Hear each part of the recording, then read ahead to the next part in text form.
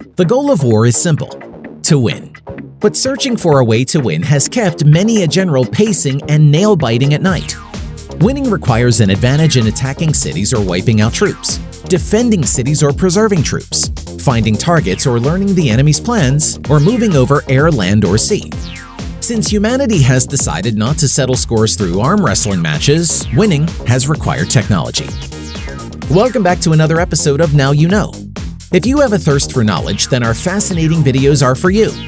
Kick back, relax, and subscribe to the channel so you never miss out on any of our captivating content. From the best infotainment videos, top 10 style uploads, and intriguing educational content, we have something for everyone. In this video, we're going to be taking a look at the top 10 military technologies in the world. Let's get started. Number 10. The Chariot. Before the advent of the chariot, men fought wars on foot. Soldiers packed into block formations and fought each other with stabbing and slashing weapons. Think of the chariot as an ancient tank. It revolutionized war by becoming the first moving vehicle on the battlefield.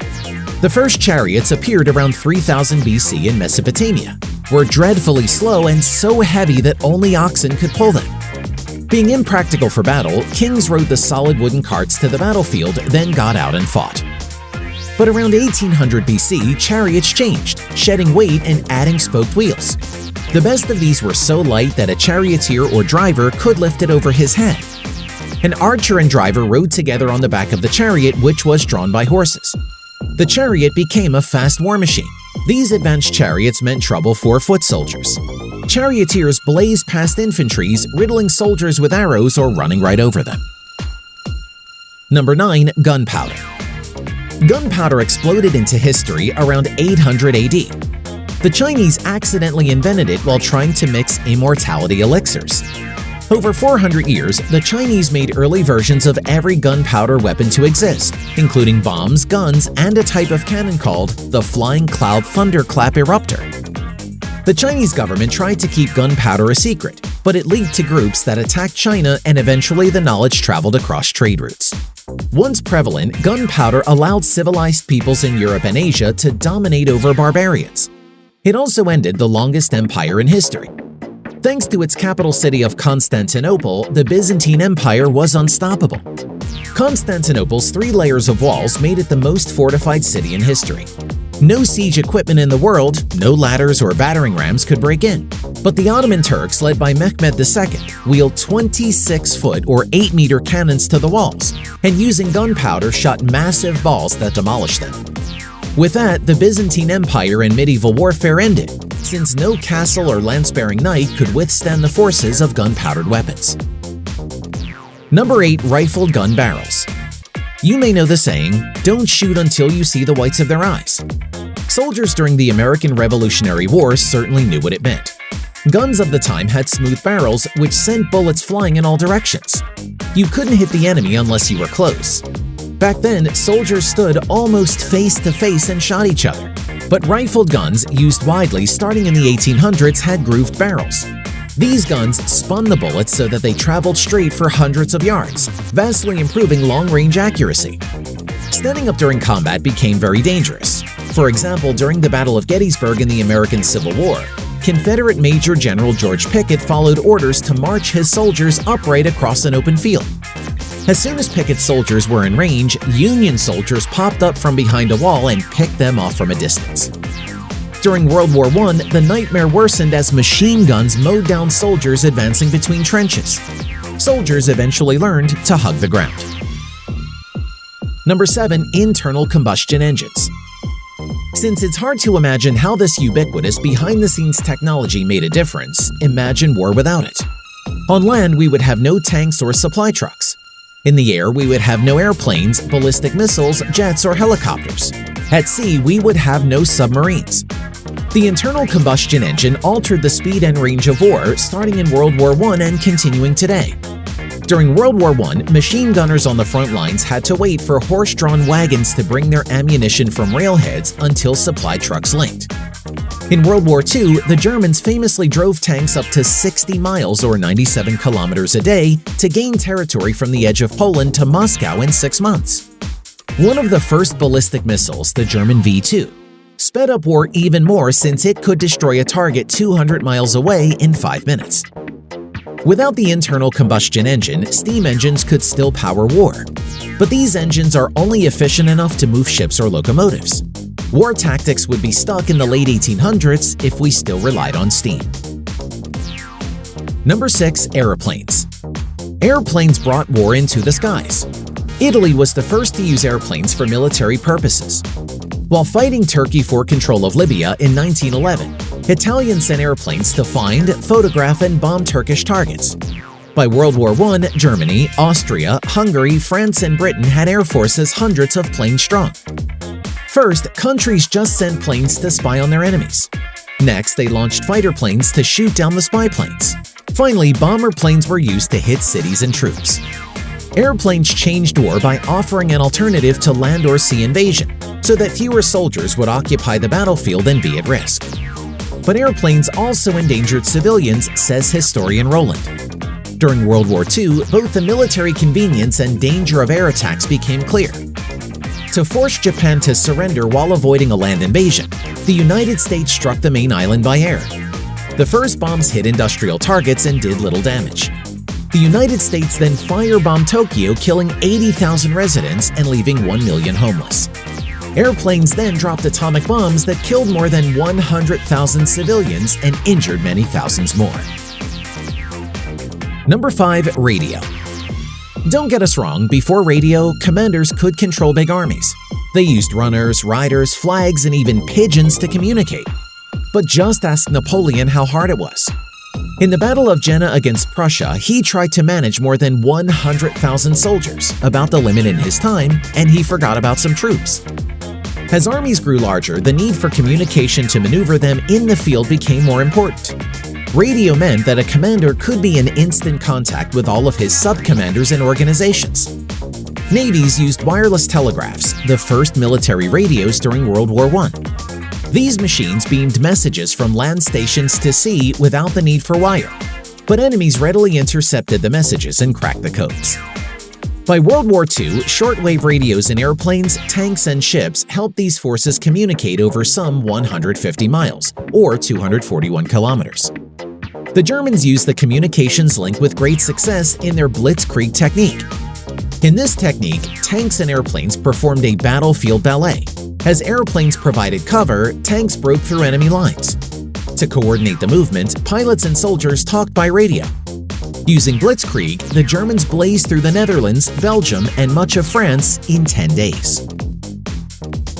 Number 4. Microwave radar. Radar changed both offense and defense in war. It was the first automated way to see the enemy, but also to be seen. As late as World War I, watching for the enemy meant stationing a man in the field with field glasses and telling him to phone the commander when he saw a plane. Forget that on a cloudy day. In 1935, a scientific paper explained radar, a method for spotting the enemy by bouncing radio waves or microwaves off solid objects. By 1939, Britain had built the first radar system. It planted 350-foot radar towers around the island to watch the skies. During the Battle of Britain in 1940, the towers saved Britain. As German planes swooped in to bomb the island, the towers relayed warnings to the British Air Command, which speedily sent planes to shoot down the attackers. Radar also changed war at sea. During World War II, German submarines torpedoed British and American ships as they crossed the Atlantic. But airplanes, once outfitted with microwave radar, trumped the subs. The Allies sent airplanes to detect the subs when they surfaced and drop underwater bombs. Because radar enhanced commanders' ability to see, everyone had to work harder to stay out of sight. The British began shooting metal strips called chaff out of its plane to obscure radar's view. Number 3. Nuclear weapons. For centuries, military theorists talked about finding a weapon so horrible no one would use it. Most weapons people thought would be in that category just made war more horrible. Nuclear weapons are the first that everybody agrees we can't use. Nuclear weapons were used on people just twice. In 1945, the United States dropped 2 atomic bombs on Japan at the end of World War II. The little boy bomb carried fissionable uranium, and the reaction of just a fraction of it sent a shockwave, fireball, and radiation across Hiroshima, killing 90,000 people. The Fat Man bomb carried fissionable plutonium, and its explosion immediately killed 35,000 people in Nagasaki. Even as world powers built stockpiles of nuclear weapons and executed numerous tests, knowledge of the devastation in Japan has deterred their use. We haven't had any great power war since 1945, and it's because of nuclear weapons. They have made for a much more peaceful world. Peaceful, of course, is a relative term. Numerous wars have torn apart countries since 1945, but none so far on the scale of either of the first two world wars. Number 2. Spy satellites. What should a nation do when its adversary has a nuclear weapon pointed its way? Spy, of course. During the Cold War, the Soviet Union and United States found themselves in exactly this situation. Both sides had nuclear missiles able to reach and flatten any city across the world in half an hour. Both sides also had sent nuclear missiles on submarines. The United States began the Discoverer spy satellite program to watch how fast the Soviet Union was making missiles and where they were being sent. Discoverer 4, the first U.S. camera-carrying satellite, launched in 1959 but didn't reach orbit. But Discoverer 14 went up in 1960 and returned photos.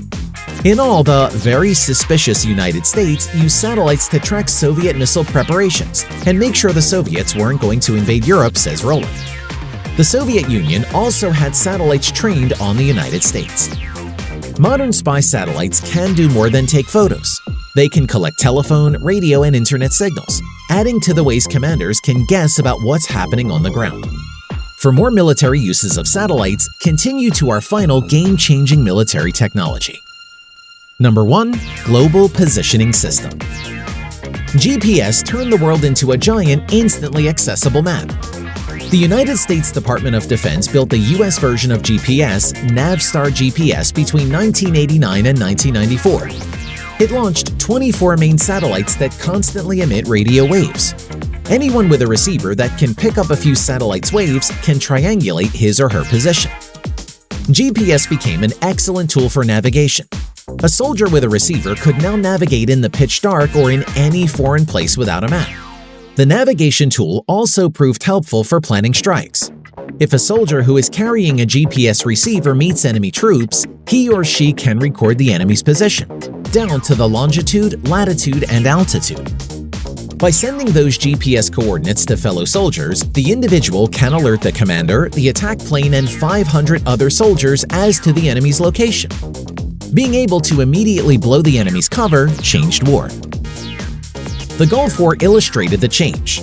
Americans feared the Iraqis would have an advantage because they'd been fighting in the desert in their own country. But it turns out the Americans had the advantage because they had GPS receivers. They could navigate at night and in dust storms. They always knew exactly where they were and where the Iraqis were. GPS has also made airstrikes more accurate. Satellites are used to map the targets and guide the bombs and missiles. These strikes minimize collateral damage and civilian casualties. As time goes on, we are discovering more applications and depending more on GPS. Ultimately, though, the outcome of war depends on more than just advanced technology, but it certainly doesn't hurt your chances on the battlefield. With that, we've reached the end of today's video all about the top 10 military technologies in the world. Which entry on our list do you think has had the biggest impact? Get involved and let us know in the comments section down below. If you enjoyed this video, remember to leave a thumbs up. And if you want to see even more awesome content just like this, subscribe to Now You Know so you're always up to date with our latest videos. As always, thanks for watching. See you again soon in the next one.